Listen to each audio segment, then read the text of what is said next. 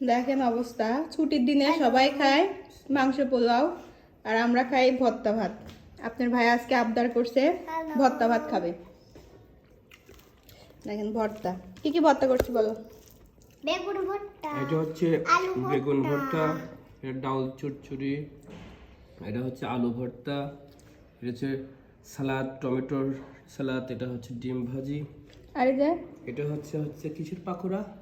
বকফুল। বকফুলের।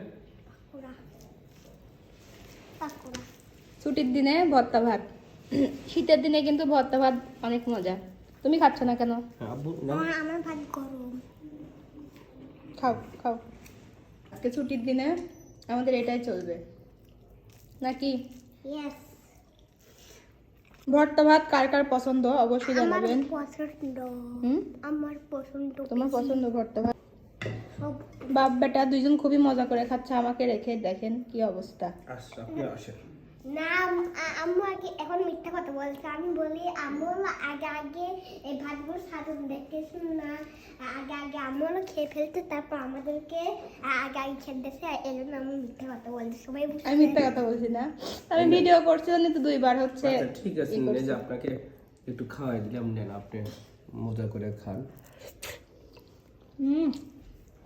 অনেক মজা ভর্তা ভাত।